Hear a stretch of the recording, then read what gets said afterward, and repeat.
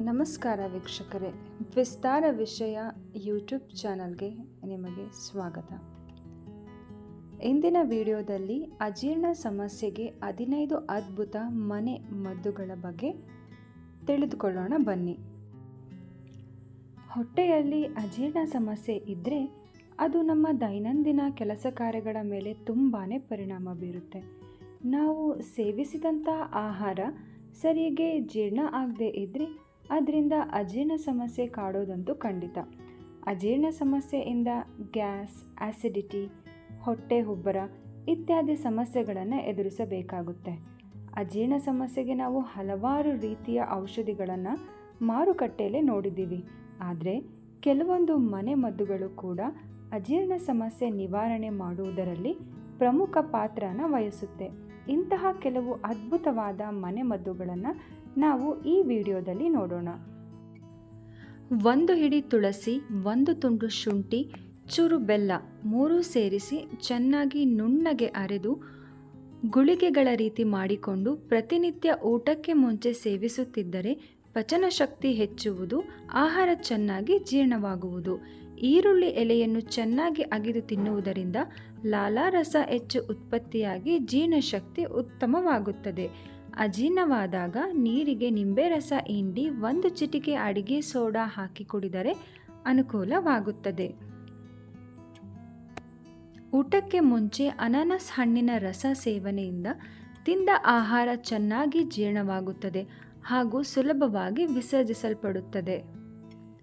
ಪ್ರತಿನಿತ್ಯ ಆಹಾರದಲ್ಲಿ ಕ್ಯಾರೆಟನ್ನು ಸರಿಯಾಗಿ ಬಳಸುತ್ತಿದ್ದರೆ ಪಚನ ಶಕ್ತಿ ಉತ್ತಮವಾಗುತ್ತದೆ. ಅಜೀರ್ಣ, ಹೊಟ್ಟೆ ಉಬ್ಬರ ಇತ್ಯಾದಿ ಸಮಸ್ಯೆ ಇದ್ದಾಗ ಊಟದ ನಂತರ ಶುಂಠಿ ಮೊರಬ್ಬದ 2 ತುಂಡು ಬಾಯಿಗೆ ಹಾಕಿಕೊಂಡು ಚೆನ್ನಾಗಿ ಅಗೆದು ತಿಂದರೆ ಜೀರ್ಣಶಕ್ತಿ ಉತ್ತಮಗೊಳ್ಳುತ್ತದೆ, ಜಠರದ ಕ್ರಿಯಾಶೀಲತೆ ಹೆಚ್ಚುತ್ತದೆ.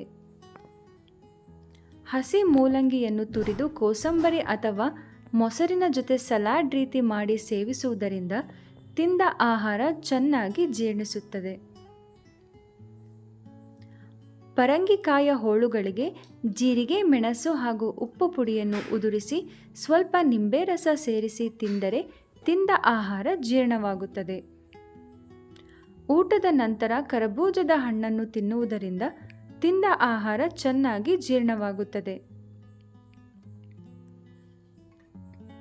ಹಿಂಗು, ಸೈಂಧವ ಲವಣ, ಜೀರಿಗೆ, ಕರಿಜೀರಿಗೆ, ಓಂಕಾಳು, ಶುಂಠಿ, ಮೆಣಸು ಇಷ್ಟನ್ನು ನುಣ್ಣಗೆ ಕುಟ್ಟಿ ಪುಡಿ ಮಾಡಿ ಈ ಪುಡಿಯನ್ನು ಹಾಗೂ ತುಪ್ಪವನ್ನು ಅನ್ನಕ್ಕೆ ಹಾಕಿ ಮೊದಲ ಅನ್ನಕ್ಕೆ ಊಟದ ಜೊತೆ ಪ್ರತಿನಿತ್ಯ ಸೇವಿಸುವುದರಿಂದ ಅಜೀರ್ಣವಾಗುವುದಿಲ್ಲ.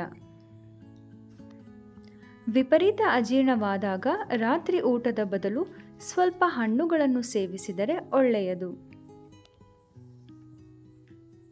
ಆಹಾರ ಚೆನ್ನಾಗಿ ಅಗೆದು ತಿನ್ನುವ ಅಭ್ಯಾಸ ಇಟ್ಟುಕೊಂಡರೆ ಒಳ್ಳೆಯದು. ರಾತ್ರಿ ಮಲಗುವ ಮುಂಚೆ 1 ಲೋಟ ಬಿಸಿ ನೀರು ಕುಡಿಯುವುದು ಒಳ್ಳೆಯ ಅಭ್ಯಾಸ. ಅಜೀರ್ಣದಿಂದ ಉಂಟಾಗುವ ಹೊಟ್ಟೆ ನೋವಿಗೆ ಹಾಗೂ ಜೀರ್ಣಕ್ರಿಯೆಗೆ ಎಕ್ಕದ ಹೂವಿನಲ್ಲಿರುವ ಕೇಸರಗಳನ್ನು ಶೇಖರಿಸಿ ಅದರ ಜೊತೆ ಸೈಂಧವ ಲವಣವನ್ನು ಸೇರಿಸಿ ಸೇವಿಸುತ್ತಾ ಬಂದರೆ 3-4 ದಿನದಲ್ಲಿ ಜೀರ್ಣಕ್ರಿಯೆ ಉತ್ತಮಗೊಳ್ಳುತ್ತದೆ ಹಾಗೂ ಹೊಟ್ಟೆ ನೋವು ನಿವಾರಣೆಯಾಗುತ್ತದೆ. ಓಂಕಾಳು, ಅಜ್ವೈನ್ 50 ಗ್ರಾಂ, ಜೀರಿಗೆ 100 ಗ್ರಾಂ ಎರಡನ್ನು ತರಿತರಿಯಾಗಿ ಪುಡಿ ಮಾಡಿಟ್ಟುಕೊಂಡು ಗಾಜಿನ ಸೀಸೆಯಲ್ಲಿ ಇಟ್ಟುಕೊಳ್ಳಿ. ಪ್ರತಿದಿನ ರಾತ್ರಿ 1 ಲೋಟ ಕುದಿಯುವ ನೀರಿಗೆ 1 ಚಮಚ ಪುಡಿಯನ್ನು ಹಾಕಿ ಮುಚ್ಚಿಡಿ. ಬೆಳಗ್ಗೆ ಶೋಧಿಸಿಕೊಂಡು ತಿಳಿ ನೀರನ್ನು ಕುಡಿಯಿರಿ.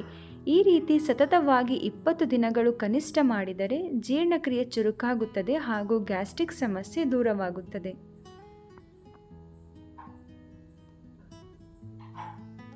ವೀಕ್ಷಕರೇ, ಮುಂದಿನ ವಿಡಿಯೋದಲ್ಲಿ ಭೇಟಿಯಾಗೋಣ. ನೀವು ನನ್ನ ಚಾನಲ್ನ ಸಬ್ಸ್ಕ್ರೈಬ್ ಮಾಡದೇ ಇದ್ದರೆ ಈಗಲೇ ಸಬ್ಸ್ಕ್ರೈಬ್ ಮಾಡಿ, ಲೈಕ್ ಮಾಡಿ, ಶೇರ್ ಮಾಡಿ.